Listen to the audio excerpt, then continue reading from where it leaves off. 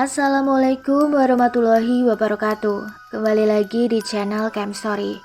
Pada kisah kali ini, Mimin akan membawakan sebuah kisah nyata berjudul Petak Umpet yang ditulis oleh Kak Ais Winanda.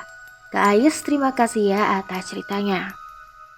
Tak pernah lupa, Mimin selalu mendoakan sahabat pendengar sehat selalu dan dilimpahkan rezekinya. Amin ya robbal alamin.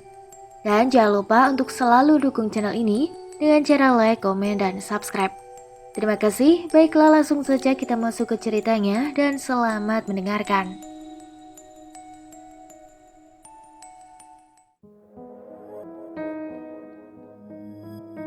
Perkenalkan, nama saya Ais Winanda, biasa dipanggil Ais. Waktu itu tepatnya tahun 2005, saya tinggal di kawasan perkampungan yang berada di kota Medan. Saat itu saya masih berusia 7 tahun dan duduk di bangku kelas 2 SD. Setiap pagi aku berangkat ke sekolah. Jarak sekolah dari rumah tidak terlalu jauh. Saat itu kelasku hanya berjumlah 10 siswa saja. Dikarenakan di tahun itu belum banyak penduduk desa yang tinggal di sini. Hanya ada beberapa rumah saja di kampung ini. Hanya banyak persawahan dan pohon jati yang menjulang tinggi pada masa itu. Tidak seperti sekarang yang dipenuhi dengan banyaknya rumah. Selepas pulang sekolah, seperti anak-anak lainnya, keseharianku hanya bermain saja. Kami biasa bermain di sebuah lapangan yang sangat luas, yang tidak jauh dari rumahku. Semua itu kami lakukan hampir sepanjang hari. Dan hingga seketika, waktu itu seingatku hari Kamis, kami kembali berkumpul di lapangan tersebut. Tapi tidak seperti biasanya. Kali ini kami hanya berempat, aku, Balong, Roni, dan Jeffrey. Saat itu kami bingung mau memainkan permainan apa. Dan tiba-tiba, "Aha, aku punya ide," kata si Balung. "Apa itu?" jawabku. Bagaimana kalau kita main petak umpet? Soalnya kan kita udah lama gak main petak umpet." "Hah, boleh juga tuh," jawabku lagi. "Tapi mau main di mana? Di sini kan lapangannya luas. Mau ngumpet di mana?" sahut si Roni. "Bagaimana kalau kita main di halamannya Pak Lukman? Menurutku di sana tempat yang pas untuk main petak umpet," ucap Balung. Setelah semua setuju, berangkatlah kami menuju rumah Pak Lukman. Oh iya, di kampungku Pak Lukman ini bisa dibilang orang yang cukup berada atau kaya. Karena rumahnya yang cukup besar dan lantainya pun sudah memakai keramik, sangat berbeda dengan rumah kami yang hanya beralaskan tanah. Pak Lukman hanya tinggal berdua bersama istrinya. Mereka belum mempunyai seorang anak. Dan yang aku dengar dari mulut orang-orang, katanya Pak Lukman ini bisa menyadarkan orang-orang yang kesurupan. Dan bisa juga menyembuhkan orang yang sering diganggu oleh makhluk halus atau ketempelan. Itu sih yang aku dengar dari orang-orang pada masa itu. Dan singkat cerita, tibalah kami di depan halamannya Pak Lukman. Ternyata di sana sudah ada Nining, Rizka, dan Sari. Mereka ini teman sekelas kami dan teman yang biasa main di lapangan juga. Mungkin karena sering kami gangguin, jadi mereka pindah main di sini. "Woi," ucap si Balung. "Apa? Ngapain kalian kesini?" ucap Sari. "Suka-suka kami lah," kata Balung lagi. Seperti anak-anak perempuan pada umumnya, permainan khas di kampungku. Ya apalagi kalau bukan main masak-masakan. Dan tanpa menghiraukan mereka, kami pun memulai permainan kami. Di awal permainan, Roni yang dapat giliran berjaga, hingga kami semua dapat giliran berjaga. Dan karena keseruan bermain, kami semua hingga lupa waktu. Saat itu hari sudah hampir menjelang maghrib. Kala itu giliran aku yang berjaga. Waktu aku sedang menghitung, teman-temanku pada sibuk mencari tempat persembunyian. Dan tak lama, anak-anak perempuan pun beranjak dari tempat dan pada pulang ke rumah masing-masing, dikarenakan hari sudah terlalu sore. Saat itu aku masih menghitung. Tiba-tiba Balung dipanggil oleh ibunya, dan ibunya menyuruhnya untuk segera pulang. Dan Roni pun ikut dengan mereka, tanpa memberitahuku. Dikarenakan sudah sepi, Jeffrey pun meninggalkanku sendirian. Dan saat selesai menghitung, aku mencoba mencari mereka. Karena hari sudah hampir memasuki maghrib, aku agak sulit menemukan mereka. Saat aku keliling, aku melihat anak-anak perempuan masih berada di tempatnya. Aku pun bertanya kepada mereka, kalian kok nggak pulang? Iya, bentar lagi, jawab Sari. Di sini aku agak aneh melihat tingkah mereka, karena mereka berbicara tanpa menoleh sedikit pun ke arahku. Dan aku pun bertanya lagi ke mereka, kalian ada lihat orang ini nggak? Oh, tadi aku melihat Balung bersembunyi di bawah kursi di depan teras rumah Pak Lukman, jawab si Sari. Lagi-lagi mereka sama sekali tidak menoleh ke arahku. Oh, ya deh, aku kesana, jawabku lagi. Baru 10 langkah aku berjalan. Tiba-tiba perasaanku mulai bercampur aduk dan bulu kuduku mulai meremang saat itu. Dan tanpa sengaja, aku menoleh ke arah belakang. Aku pun cukup terkejut saat melihat anak-anak perempuan sudah tidak ada di tempat. Kok cepet banget hilangnya?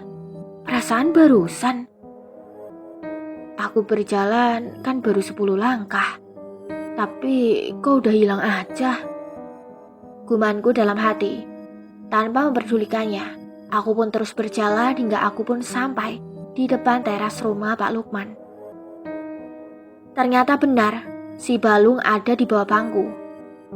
Tapi posisinya sedang membelakangiku. Dia berbaring di bawah kursi sambil menghadap tembok. Aku pun berencana untuk mengagetkan dia. Dan saat aku mengagetkannya, malah aku seperti orang kebingungan.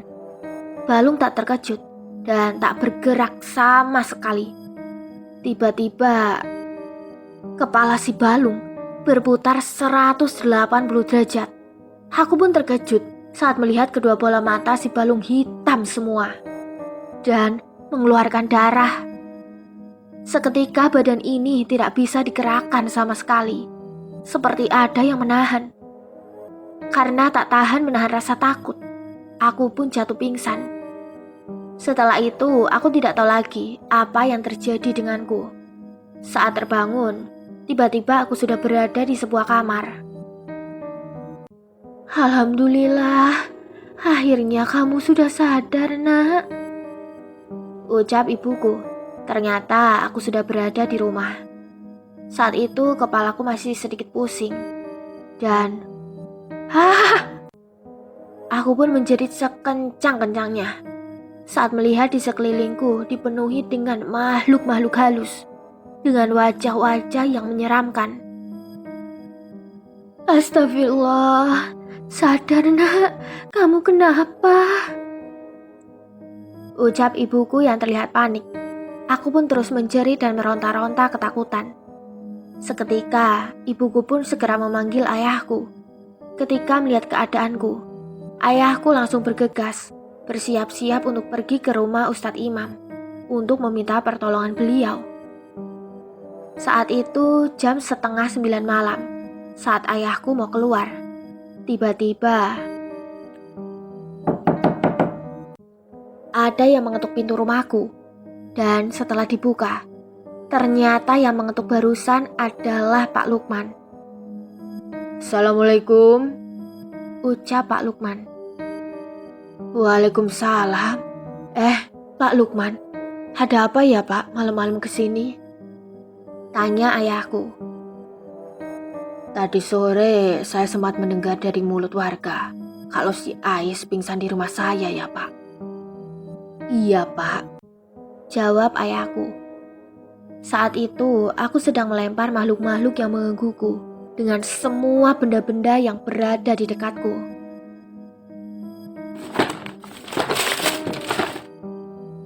Terdengar suara benturan yang sangat keras. Suara apa itu, Pak? Tanya Pak Lukman. Itu, si Ais seperti habis melihat setan, Pak. Menjerit-jerit gak jelas gitu.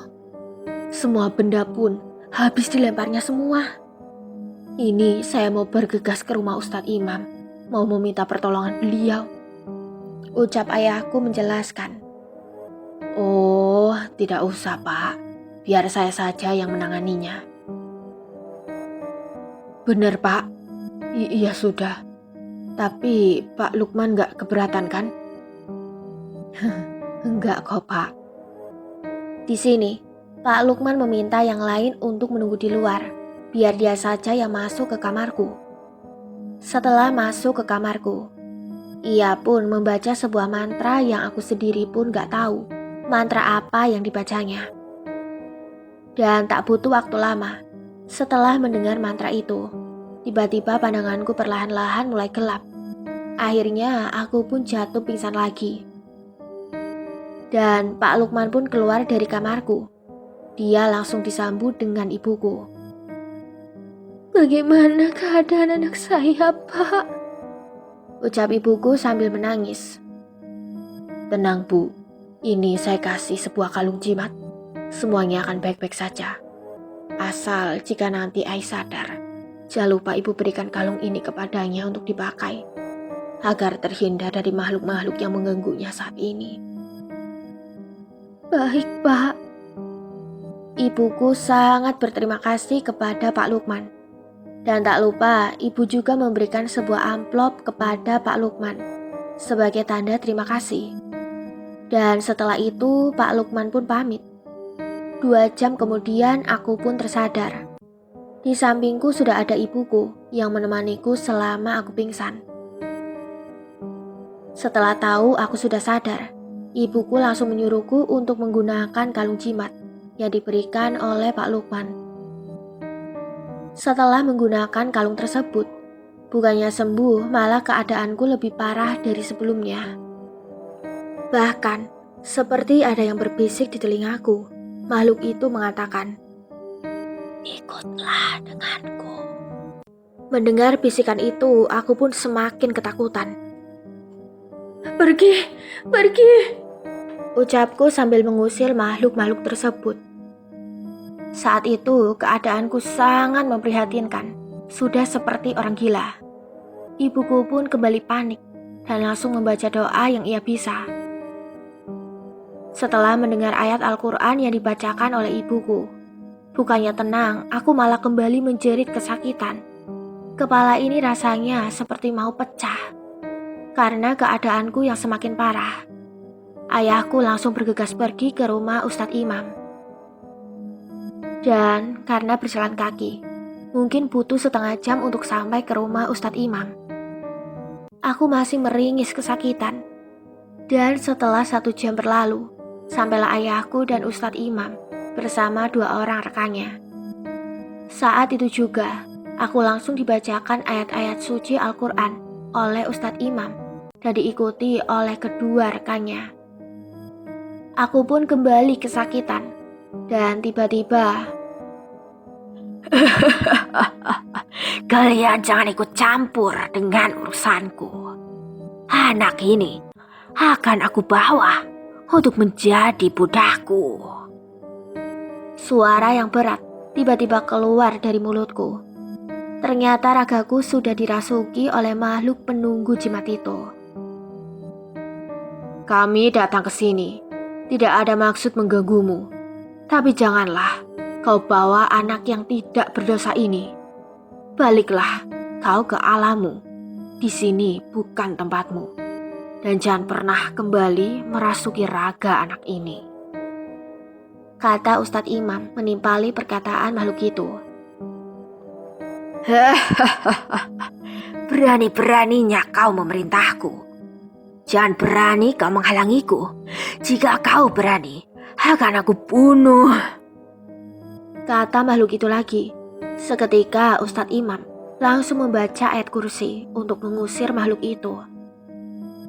Aku pun kembali menjerit kesakitan. Dan tak lama tubuhku pun ambruk. Dan aku pun akhirnya kembali sadar. Setelah membuka mata, aku pun terheran-heran. Kenapa ada banyak orang di kamarku? Bu, iya nak. Alhamdulillah kamu sudah sadar. Memang apa yang terjadi denganku, Bu? Tidak apa-apa, nak. Sudah kamu tidur ya, nak. Hari sudah terlalu malam. Besok kamu kan sekolah. Setelah aku tidur, Ustadz Imam pun pamit. Sebelum pamit, ia sempat mengatakan hal yang sangat mengejutkan. Bu, Pak, nanti setelah ini, coba Bapak ambil kalung yang dipakai anak Bapak. Dan langsung bakar kalung tersebut. Sebelum dibakar, baca bismillah 3 kali. Dan sholawat Nabi 7 kali. Dan langsung bakar kalung itu, Pak. Insya Allah, anak Bapak tidak akan diganggu makhluk penunggu jimat itu, Pak. Sepertinya ada yang berniat ingin menumbalkan anak Bapak pada makhluk gaib untuk memperkuat ilmu hitam, Pak. Kata Pak Ustadz. Ustadz pun bertanya lagi, dari mana Ais mendapatkan kalung tersebut? Tadi diberikan oleh Pak Lukman, Pak. Jawab ayahku. Astagfirullah. Kok tega ya Pak Lukman berbuat hal seperti itu? Ya sudah Pak, Bu. Saya pamit pulang. Assalamualaikum. Waalaikumsalam.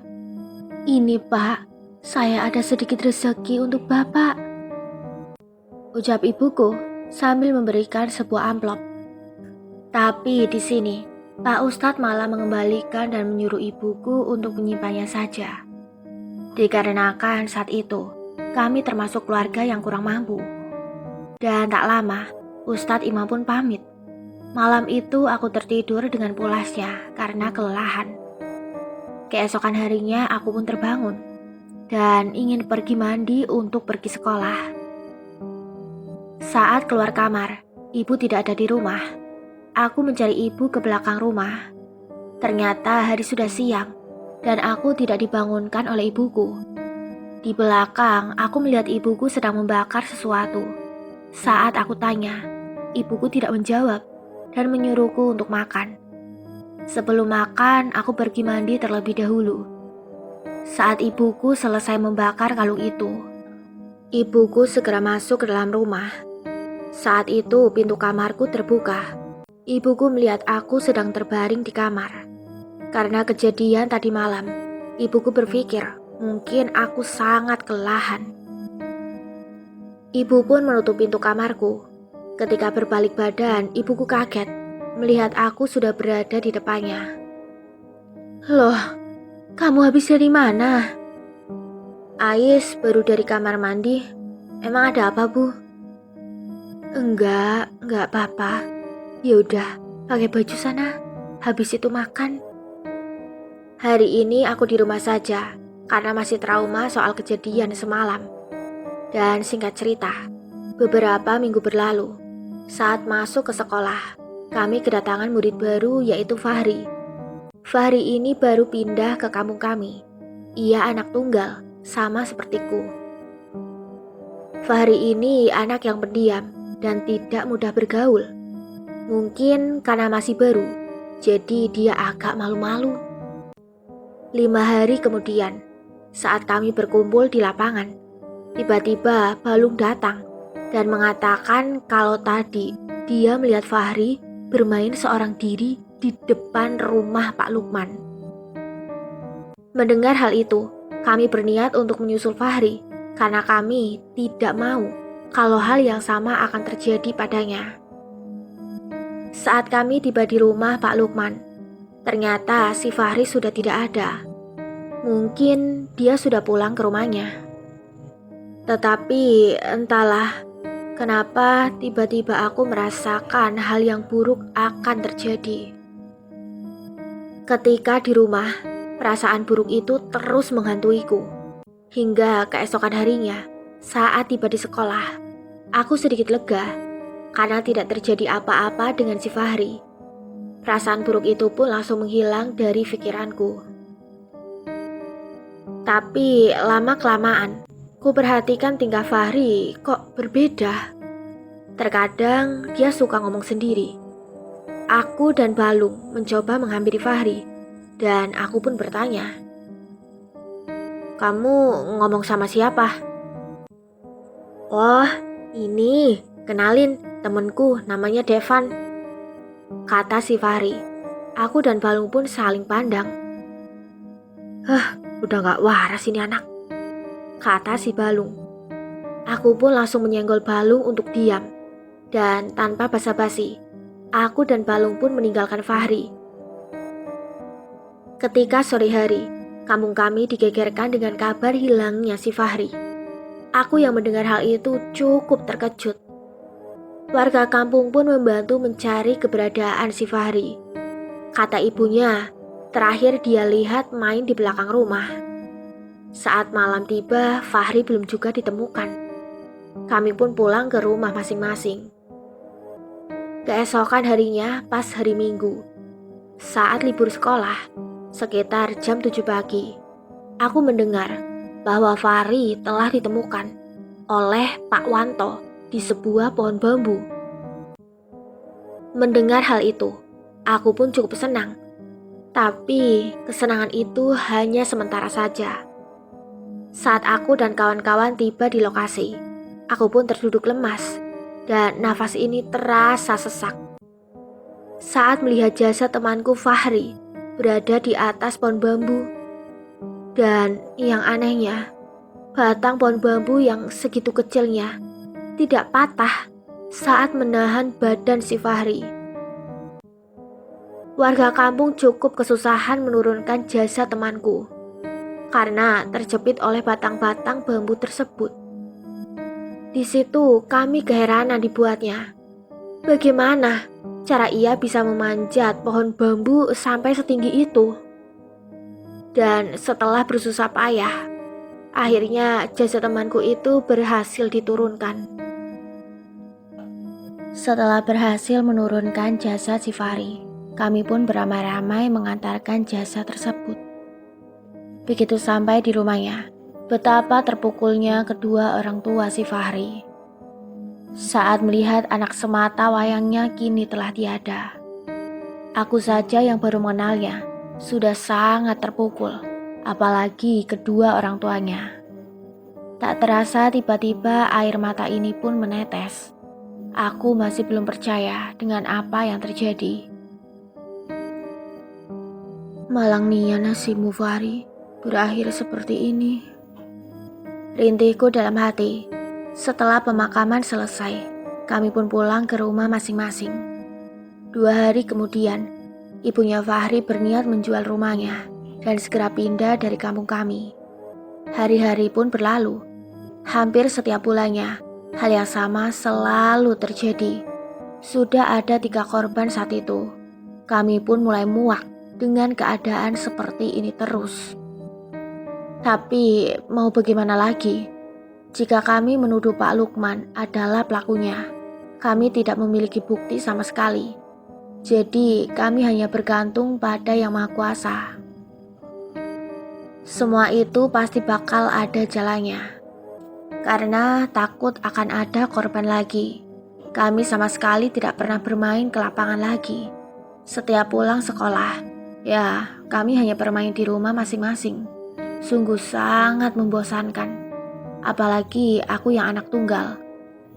Kerjaanku di rumah ya hanya nonton TV terus hingga berbulan-bulan.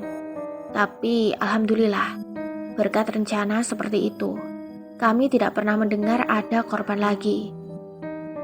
Dan hingga suatu ketika, aku mendengar ada pengumuman di musola perihal orang meninggal lagi. Setelah aku mendengarkan dengan seksama, ternyata yang meninggal adalah istrinya Pak Lukman. Ibuku cukup kaget mendengarnya. Karena kemarin pagi ibuku baru bertemu dengannya di pasar. Dan keadaannya pun sehat-sehat aja. Tapi yang namanya takdir, tidak ada yang tahu. Dikarenakan mereka jarang sekali keluar rumah. Jadi warga kampung kurang tahu istrinya meninggal karena apa. Ada yang bilang karena sakit.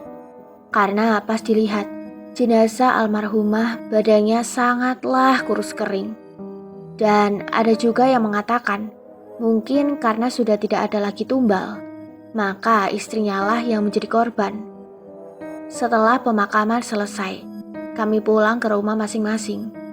Kini Pak Lukman hidup seorang diri di rumah besarnya itu.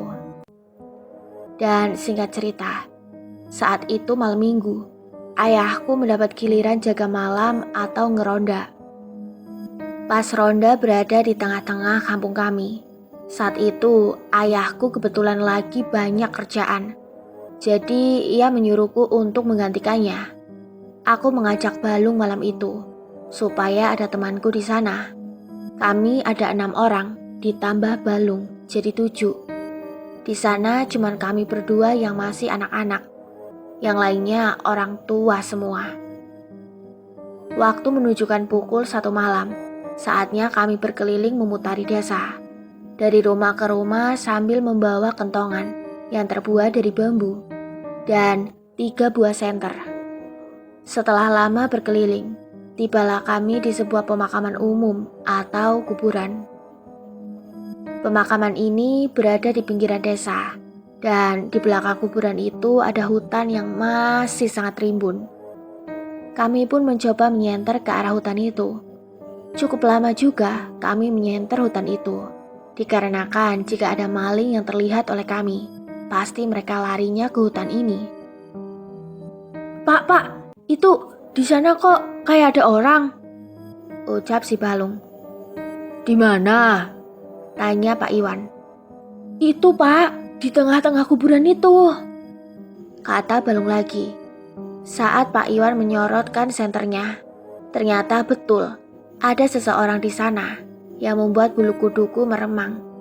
Kalau aku hanya berdua dengan Balung, mungkin aku sudah lari terbirit-birit.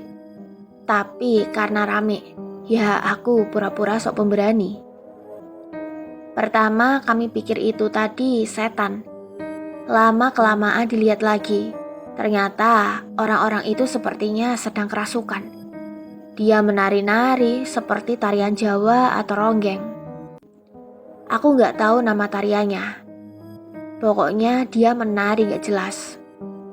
Lama kami memperhatikannya, dan perlahan kami mulai mendekati sosok itu. Setelah agak lumayan dekat, barulah terlihat jelas wajah orang itu.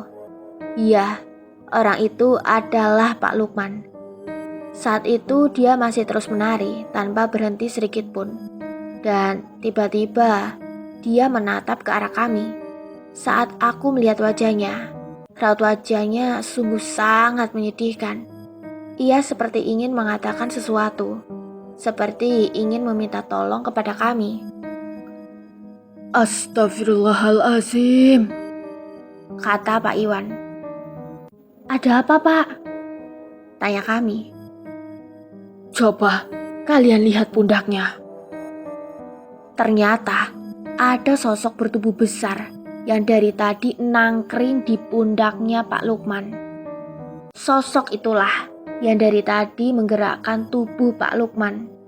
Dan tiba-tiba Pak Lukman berjalan ke arah hutan. Dan kami berusaha mengejar lalu memanggil-manggilnya.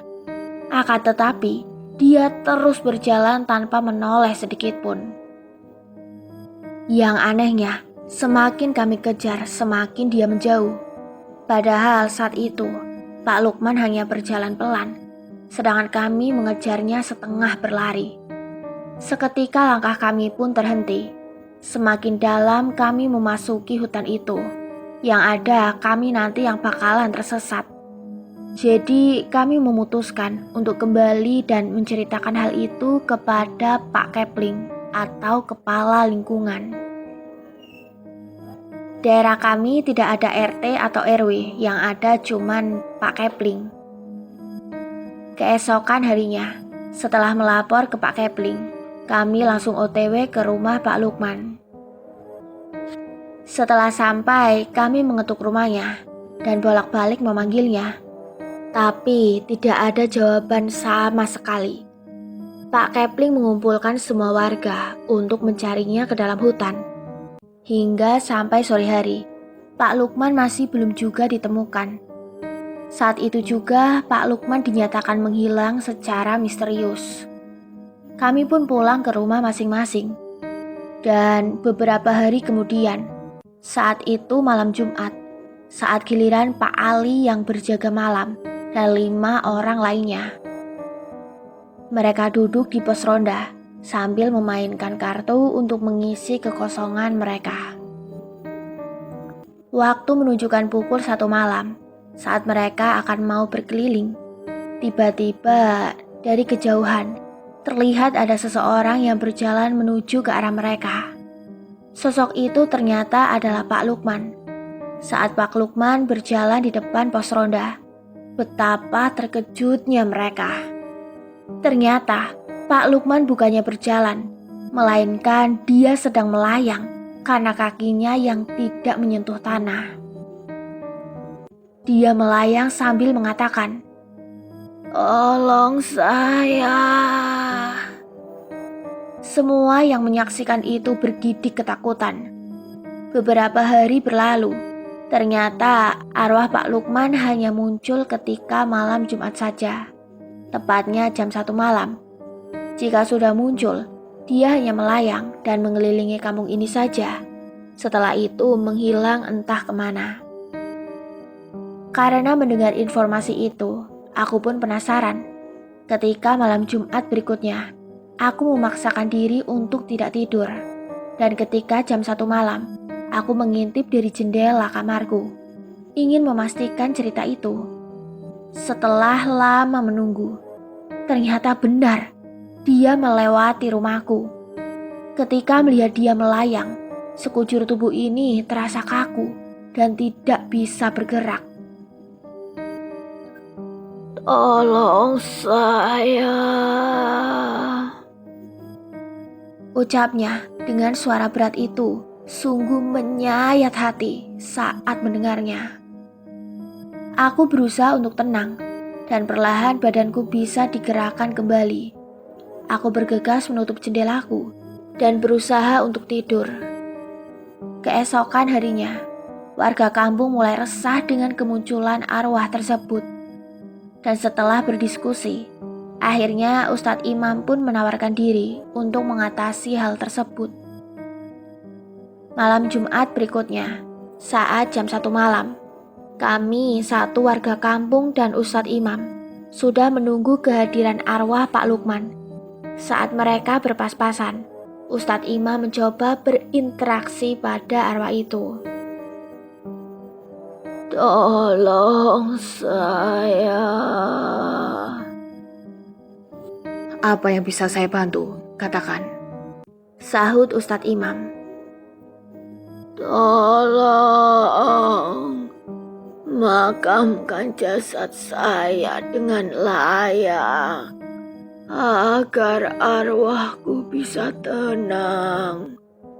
Dan aku juga ingin meminta maaf kalau selama ini aku sudah banyak menumbalkan anak kecil untuk mendapatkan harta dan kekayaan yang melimpah." Perkataan itu didengar oleh semua warga, dan ada beberapa warga yang tidak terima dan tidak sudi membantunya. Akan tetapi sebelum kami kemari, kami sudah buat perjanjian dengan Ustadz Imam. Kalau Ustadz Imam mau turun tangan, kami harus menuruti apa yang diinginkan Ustadz Imam saat itu. Saat itu, Ustadz Imam meminta semua warga untuk memaafkannya dan akan memakamkannya dengan layak. Dan terpaksa, dengan berat hati mereka yang tidak terima, tidak bisa membantah permintaan Ustadz Imam. "Tapi saat ini kami tidak tahu keberadaan jasadmu, Pak Lukman," kata Ustadz Imam. Jasadku berada di kamarku. Setelah mengatakan hal itu, arwah itu pun tiba-tiba menghilang. Dan keesokan harinya, beberapa warga berkumpul di rumah Pak Lukman. Ternyata rumahnya terkunci dan terpaksa kami pun mendobraknya dengan paksa. Setelah pintu terbuka, tercium aroma bau busuk yang sangat menyengat. Selama ini tidak pernah tercium oleh kami, dikarenakan rumahnya sangat tertutup dengan rapatnya. Setelah masuk ke kamarnya, akhirnya kami menemukan jasad tersebut dengan keadaan sudah membusuk. Rasanya ingin muntah saat melihatnya. Dan singkat cerita, akhirnya jasad tersebut sudah dimakamkan dengan layak. Setelah peristiwa itu, akhirnya tidak ada lagi hal-hal yang aneh terjadi di kampung kami. Dan cerita ini pun selesai. Dan dari kisah ini semoga ada pembelajaran yang dapat dipetik untuk sahabat pendengar. Baiklah, tunggu cerita lainnya di video selanjutnya. Mimin pamit dulu diri. Wassalamualaikum warahmatullahi wabarakatuh.